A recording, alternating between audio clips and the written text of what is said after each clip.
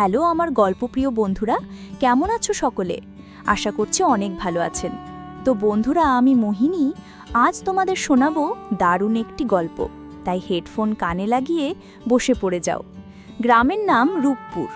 দিগন্তজোড়া সবুজ ধান খেয়ে তার মেঠো পথের ধারে ফুটে থাকা বুনো ফুলের শান্তিতে ঘেরা এক জগৎ। এই গ্রামেরই এক প্রান্তে থাকত মোহিনী। টানা টানা চোখ, ঘন কালো চুল আর শ্যামলা মুখে এক অদ্ভুত মায়া নিয়ে সে ছিল যেন গ্রামেরই প্রতিচ্ছবি। সরল, সুন্দর আর শান্ত। তার বাবা হরিপদ দিনমজুরের কাজ করতেন, আর মা লক্ষ্মী পরের বাড়িতে কাজ করে কোনো মতে সংসার চালাতেন। অভাব তাদের নিত্যসঙ্গী হলেও মোহিনীর চোখে ছিল একরাশ স্বপ্ন। প্রতি রাতে দাওয়ায় বসে সে যখন দূরের শহরের টিমটিমে আলো দেখত, তখন তার মনটা ডানা মেলে উড়াল দিত। সে ভাবত ওই আলো ঝলমলে শহরে জীবনটা কতই না অন্যরকম। কিন্তু সেই স্বপ্নময় জীবনে হঠাৎই কালো মেঘ ঘনিয়ে এলো। মোহিনীর বাবা হরিপদ কঠিন অসুখে শয্যাশায়ী হলেন। গ্রামের ডাক্তার জবাব দিয়ে দিলেন, বড় ডাক্তার দেখাতে হলে শহরে নিয়ে যেতে হবে। কিন্তু টাকা কোথায়? সামান্য জমানো টাকা আর মোহিনীর রূপোর মল জোড়াও যথেষ্ট ছিল না। উপায় না দেখে গ্রামের এক পরিচিত কাকার মাধ্যমে মোহিনী শহরে কাজ করার সিদ্ধান্ত নিল। মায়ের শত আপত্তি আর চোখের জলকে সঙ্গী করে সে কলকাতার ট্রেনে চড়ে বসল। জানালার বাইরে সোনালু গ্রামটা যখন একটু একটু করে মিলিয়ে যাচ্ছিল, তখন তার বুকটা ভয়ে আর উত্তেজনায় কাঁপছিল। সে কি জানত এই শহর তার জীবনকে কোন খাতে বয়ে নিয়ে যাবে? কলকাতা শহরটা যেন এক বিশাল দৈত্য, কোলাহলপূর্ণ, ব্যস্ত আর অচেনা। হাওড়া স্টেশনে নেমে মোহিনীর মাথা ঘুরে গেল।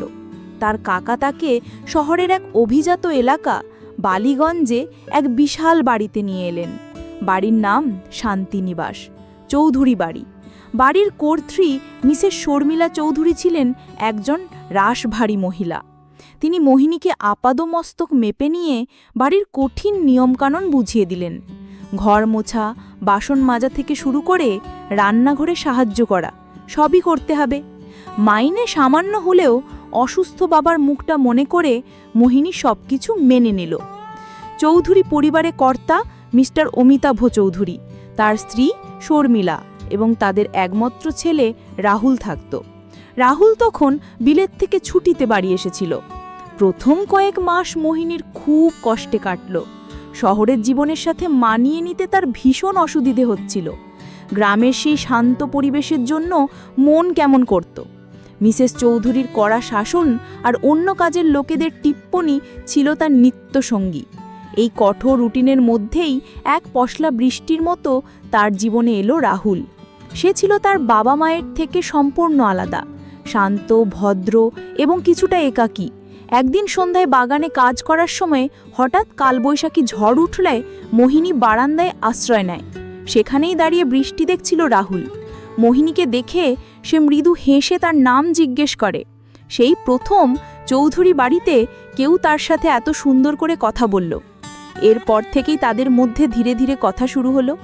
রাহুল তাকে বই এনে দিত, তার সাথে গ্রামের গল্প শুনত, নিজের একাকী জীবনের কথা বলতো।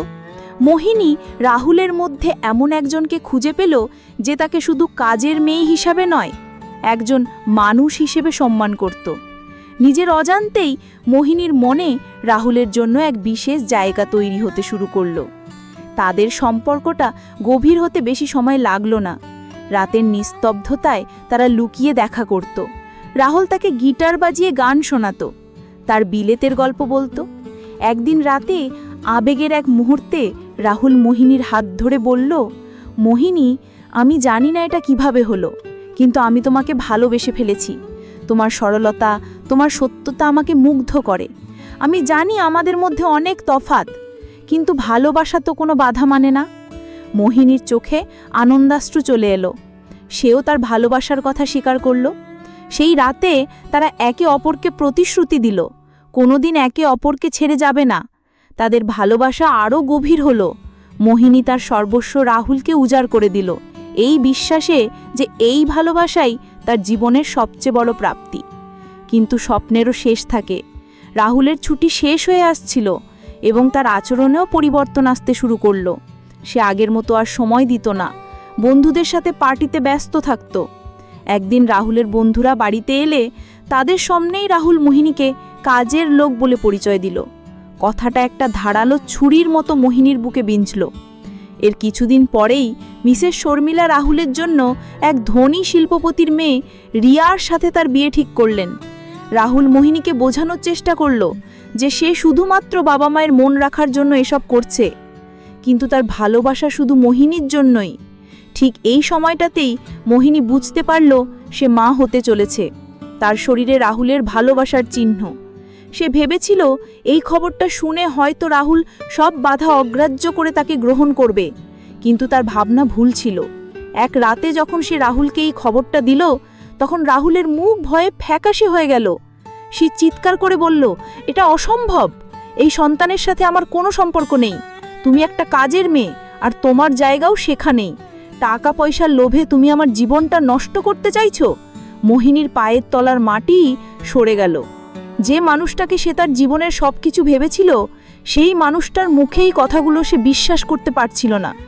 পরদিন সকালে মিসেস চৌধুরী মোহিনীকে চুরির অপবাদ দিয়ে বাড়ি থেকে বের করে দিলেন।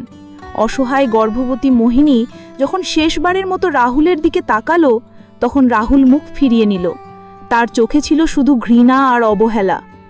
কলকাতা শহরের রাস্তায় একা নিঃস্ব মোহিনী কোথায় যাবে, কি করবে কিছুই বুঝতে পারছিল না, কিন্তু তার গর্ভের সন্তান তাকে বাঁচার নতুন প্রেরণা দিল। সে হার মানবে না, তার সন্তানের জন্য তাকে বাঁচতে হবে। অনেক কষ্টে সে একটা বস্তি এলাকায় একটা ছোট ঘর ভাড়া নিয়ে চায়ের দোকানে বাসন মাজার কাজ নিল। সারা দিন হাড় ভাঙা খাটুনির পর সে যখন ঘরে ফিরত, তখন তার শরীর আর চলত না, কিন্তু সে দাঁতে দাঁত চেপে সব কষ্ট সহ্য করত। কয়েক মাস পর মোহিনীর এক ফুটফুটে ছেলে হলো। সে তার নাম রাখল আকাশ। আকাশকে ঘিরেই তার নতুন পৃথিবী তৈরি হলো। দিনরাত পরিশ্রম করে সে ধীরে ধীরে নিজের ভাগ্য বদলাতে শুরু করলো। চায়ের দোকান থেকে কাপড়ের দোকানে কাজ, তারপর সেলাই শিখে নিজের ছোট একটা ব্যবসা। তার সত্যতার পরিশ্রমে সেই ব্যবসা একদিন বড় হলো। যে মোহিনী একদিন চৌধুরী বাড়িতে কাজ করত, সে আজ নিজের পায়ে দাঁড়িয়েছে। তার ছেলেকে শহরের একটা ভালো স্কুলে ভর্তি করিয়েছে। প্রায় 10 বছর পর একদিন মোহিনী তার ছেলের স্কুলের সামনে অপেক্ষা করছিল। হঠাৎ একটা দামি গাড়ি তার সামনে এসে থামল। গাড়ি থেকে যে নামলো তাকে দেখে মোহিনীর বুকের ভিতরটা কেঁপে উঠল। রাহুল, তার চেহারায় বয়সের ছাপ, আগের সেই জৌলুস আর নেই।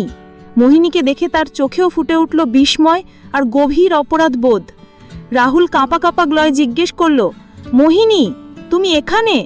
মোহিনী শান্ত কিন্তু দৃঢ়ভাবে উত্তর দিল, হ্যাঁ, আমার ছেলের জন্য অপেক্ষা করছি।